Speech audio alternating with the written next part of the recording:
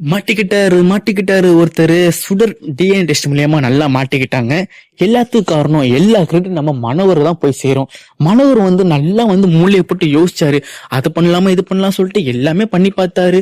அந்த dummy police கொண்டு வந்து விசாரிக்கிறது, இங்க சுடரை போட்டு என்னென்னமோ பண்ணி பார்த்தாரு.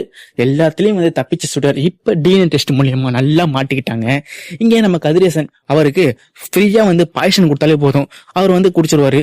அந்த அளவுக்கு இருக்கும்போது ஈஸியா வந்து அவர்கிட்டயும் வந்து நம்ம மனோகர் வந்து பிளட் டெஸ்ட் வந்து எடுத்துட்டாரு. இங்க வீட்டுல இருக்க எல்லாத்தையுமே எடுத்துட்டாங்க. இப்படி ஒரு வழியா கடைசியா வந்து சுடர்னு ஒத்துழைச்சிட்டாங்க. அங்க அந்த டிஎன்ஏ டெஸ்ட் வந்த அந்த ரிப்போர்ட்டர் வந்து அவரு டிஎன்ஏ டெஸ்ட் வந்து எடுக்கிறப்ப ரிப்போர்ட் வருது. கதிரேசன் அந்த டிஎன்ஏயும் இந்த சுடர், அதாவது நம்ம ரேணுகான்ற பேர் வச்சு ஏமாத்துற சுடர், அவங்களோட டிஎன்ஏ வந்து செக் பண்ணி பாக்குறாரு. ரெண்டுமே கொஞ்சம் கூட வந்து ஒத்து போகவே இல்லை. ரெண்டுமே வேற வேறையா இருக்கு. உடனே அந்த டிஎன்ஏ ரிப்போர்ட்டர் வந்து கால் பண்ணி சொல்றாரு, சார் நீங்க சொன்னது உண்மைதான். நீங்க நினைக்கிற மாதிரி அந்த பொண்ணு வந்து கதிரேசன் பிறக்கவே இல்லை. அது எங்களுக்கு முன்னாடியே தெரியும்ப்பா. அதான் சார் அந்த ரிப்போர்ட்ல ரெண்டு பேரும் வந்து ஒன்னாவே இல்லை, எல்லாமே வந்து மேட்ச் ஆகவே இல்லை, வெவ்வேறா இருக்கு அப்படின்னு சொல்லி முடிச்சிடுறாரு.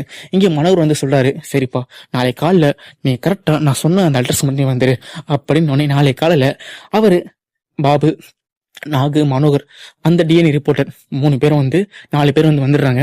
வந்தோடனே இங்கே மல்லி விஜய் வீட்டுல தான் இருக்காங்க. அப்ப விஜய் வந்து கேக்குறாரு, ஏன் மனோகர் அங்கிள் திடீர்னு இந்த பக்கம் வந்திருக்கீங்க, நீங்க இப்பெல்லாம் இன்னும் அடிக்கடி வரவே இல்லை. இல்ல விஜய், ஒரு சின்ன ஒரு ப்ராஜெக்ட், அந்த ப்ராஜெக்டை முடிக்கிற வரைக்கும் என் மைண்ட் வந்து அந்த ப்ராஜெக்ட்லயே இருந்துச்சா, இப்பதான் அந்த ப்ராஜெக்ட் சக்சஸ் ஆயிருக்கு.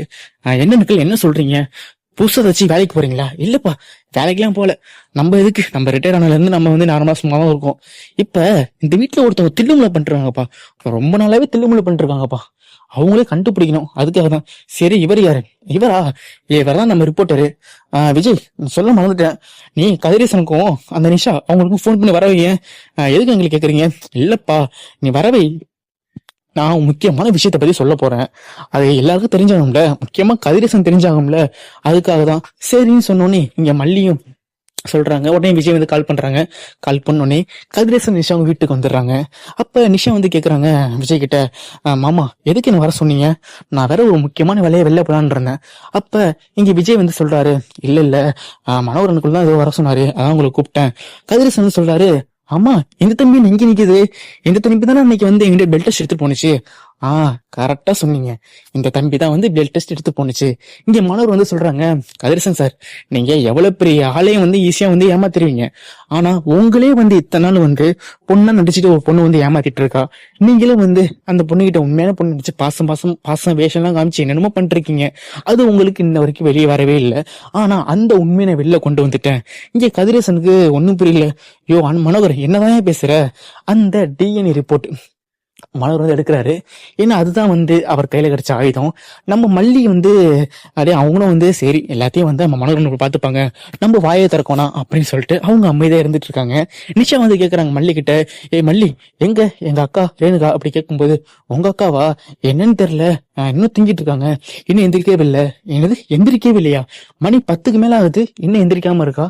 கதிரேசன் வந்து விடுமா அக்கா தூங்கட்டும், அவளா வந்து விருப்பப்படி எந்திரிக்கட்டும், ஏன் தேவலாம வந்து அவ தூக்கத்தை வந்து டிஸ்டர்ப் பண்ணணும் அப்படின்னு சொல்றப்ப இங்க மலர் வந்து, பாத்தீங்களா இன்ன வரைக்கும் வந்து அவளை உங்க பொண்ணாவே நினைச்சிட்டு இருக்கீங்க. உடனே இங்க கதிரேசன் வந்து, மலர் என்னையா பேசுற, ஏதோ மாத்தி பேசிட்டு இருக்க, நீ பேசுறது எனக்கு ஒண்ணுமே புரியலையா. இங்க விஜய்கிட்ட வந்து அந்த ரிப்போர்ட் வந்து கொடுக்குறாரு மனோகர். கதிரேசன் வந்து எட்டி பாக்குறாரு, என்னப்பா என்ன இது. அப்ப விஜயும் கேக்குறாங்க, என்ன நுக்கள் எதுக்கு இதை கொடுக்குறீங்க, என்ன இது புரியல, என்ன கதிரேசன் போட்டிருக்கு, இதுல பார்த்தா ரேணுகான போட்டிருக்கு அப்படின்னு.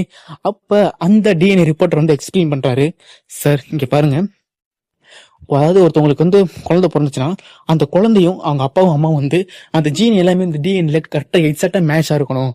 ஆனா நாங்க வந்து இப்ப வந்திருக்காங்களே இப்ப வீட்டுல ரேணுகான ஒரு பொண்ணு, அவங்களுக்கு பிளட் டெஸ்ட் மூலியமா டிஎன்ஏ டெஸ்ட் எடுத்து பார்த்தோம், அதுவும் உங்களுக்குள்ள டிஎன்ஏ டெஸ்ட் வந்து வெவ்வேறா இருக்கு. உடனே கதிரேசன் வந்து, தம்பி என்னப்பா சொல்ற, எனக்கு ஒண்ணுமே புரியவே இல்லை. இப்ப நம்ம கதிரேசன் வந்து களத்துல இறங்குறாரு. யோ கதிரேசா, இத்தனை நாள் வந்து இந்த வீட்டுல உன் பொண்ணா வந்து ஒருத்தர் வந்து நடிச்சிட்டு இருக்கா சரியா, அவ உன்னோட உண்மையான பொண்ணே கிடையாது. கதிரேசன் அப்படியே ஷாக் ஆகுறாரு. இந்த பக்கத்து விஜய் வந்து கேக்குறாரு, மாமா என்ன மாமா என்ன சொல்றீங்க? விஜய் நீ படிச்சவன்டா, இந்த ரிப்போர்ட் வாங்கி நீயே பாரு அப்படின்னு ஒன்னே இங்க விஜய் அந்த ரிப்போர்ட் எடுத்து ஒரு 10 நிமிஷம் ஒரு வரி விடாம எல்லாத்தையும் பாக்குறாரு. எல்லா ரிப்போர்ட்டையும் பாக்குறாரு. என்ன எல்லாமே வேற வேற இருக்கு. அது மட்டும் இல்லாம இங்க விஜய்க்கு இன்னொரு சந்தேகம். என்ன இதுல இந்த ரேணுகான்னு போயிட்டு பிளட் டெஸ்ட் வந்து O பாசிட்டிவ் போட்டிருக்கு. ஆனா ரேணுகாவோட பிளட் டெஸ்ட் வந்து பிளட் குரூப் வந்து A பாசிட்டிவ் தானே. இது என்ன தப்பா இருக்கு? ஓ விஜய் உனக்கு பிளட் குரூப் ஏதாவது தெரியுமா? சே இது தெரிஞ்சுதான் வேலை முன்னாடி ஈஸியா முடிஞ்சிருக்குமே. சரி சரி பரவாயில்ல. இங்க மல்லி வந்து சொல்றாங்க. அப்ப மல்லி இவ்வளவு நேரம் அமைதியா இருந்த மல்லி பேச ஆரம்பிக்கிறாங்க. இங்க பாருங்க விஜய், மனோரமனுக்கு சொல்லிட்டாங்க. அவங்க சொன்னது முழுக்க முழுக்க உண்மைதான். இந்த வீட்டுல வந்திருக்காங்களே ஒருத்தவங்க ரேணுகான்னு, அவங்க உண்மையான ரேணுகாவே கிடையாது. அவங்க சுடர்னு பேர் வச்சிருக்காங்க வேற ஒருத்தவங்க. இப்படி சொல்றப்ப இங்க கரெக்டா நம்ம சுடர் தூங்கி எழுந்து வெளில வராங்க. வெளியே வந்தோடனே இங்க எல்லாருமே சுடர் கோவமா பாக்குறாங்க. அப்ப சுடருக்கு புரிஞ்சு போச்சு, ஆகா என்ன எல்லாமே மொத்த கூட்டமும் இங்கதான் இருக்கு, இன்னும் இந்த மலர்வரா இருக்கான், இவ இருந்தாலே ஏதாச்சும் ஒரு 7:30 கிளப்பிடுவானே, இவரு நேத்து வந்து அந்த பிளட் டெஸ்ட் எடுத்துட்டு வந்ததானே, இவர் என்ன இங்க இருக்காரு? அப்ப மலர் சொல்றாங்க, வாமா சுடர் வந்து உட்காருமா. டேய் என்ன எதுக்கு என் சுடர்னு சொல்ற? இங்க பாரு, என் பேர் வந்து ரேணுகா சரியா? உனக்கும் மல்லிக்கும் அறிவே கிடையாதா? நானும் 1000 தடவை சொல்லிட்டேன், திருப்பி என் சுடர்னு பேர் வச்சு கூப்பிட்டு இருக்க. இங்க பாருமா, உன்னோட சாய் எல்லாமே வெளுத்துட்டு, உன் வண்டவாளம் தண்டவாளம் எல்லாமே வெளியே வந்துட்டு சரியா? இங்க பாத்தியா DNA ரிப்போர்ட்டு, நான் இவரை நேற்று வீட்டுக்கு கூட்டு வந்தேன்ல, எதுக்கு கூட்டு வந்தேன்? பிளட் டெஸ்ட் எடுக்க கூட்டு வந்தேன். உன்னை பார்த்தா DNA ரிப்போர்ட் வந்து கலெக்ட் பண்ணணும், அதுக்காக கூட்டு வந்தேன். இங்க பாரு கதிரேசன் DNA ரிப்போர்ட் பார்த்தாச்சு, உன்னையும் பார்த்தாச்சு, ரெண்டுமே வேற வேற இருக்கு. இங்க அதுக்கு மேல அவ்வளவுதான், சுடரால பேசவே முடியல. விஜய் வராரு. விஜய் வந்து சுடர் கணத்துல பல்லாரம் அற விடுறாரு. அற விட்டு உண்மையை சொல்லு, யாருடைய நீ இப்படி கேட்கும் போது இங்க சுடர் வந்து வாயை திறக்கவே இல்லை. கரெக்டா இங்க ரகுன்னு ஒரு போன் கால் வருது. இங்க சுடர் வந்து அந்த போனை வந்து கட் பண்ணி வேற விட்டுறாங்க. இப்ப மல்லி வந்து சொல்ல ஆரம்பிக்கிறாங்க, இங்க பாருங்க நான் வந்து ஏற்கனவே வந்து நோட் பண்ணிருக்கேன், இவங்க அடிக்கடி ரகுன்னு வேற யார்கிட்ட பேசிட்டு இருக்காங்க. அப்ப இங்க சுடர் வந்து சொல்றாங்க, இங்க பாரு விஜய், நான் உண்மையை சொல்லிடுறேன், நீங்க நினைக்கிற மாதிரி நான் வந்து ரேணுகாவே கிடையாது. என் பேரு வந்து சுடர் தான். நான் என் லைஃப்ல நிறைய வந்து தப்பு பண்ணிட்டேன், நிறைய வந்து எவ்வளவு பேர் ஏமாத்திட்டேன், எவ்வளவு இடத்துல வந்து பணத்தெல்லாம் வந்து திருடிட்டேன். இனிமேலாச்சும் எனக்கு ஒரு நல்ல லைஃப் வந்து அமைச்சுக்கணும் அப்படி நினைச்சுதான் நான் இந்த வீட்டுக்கெல்லாம் வரல. ஆனா இந்த வீட்டுக்கு வந்து பணத்தை போன தான் வந்தேன். இந்த வீட்டுக்கு வந்தோடனே எனக்கு ஒண்ணு புடிச்சு போயிட்டு, அதனால உனக்கு மனைவியே வாழ்ந்துடலாம் அப்படின்னு நினைச்சிட்டு இருந்தேன். கடைசி நேரத்துல இந்த மல்லியும் மனோரும் சேர்ந்து இந்த மாதிரி விஷயத்த பண்ணிட்டாங்க.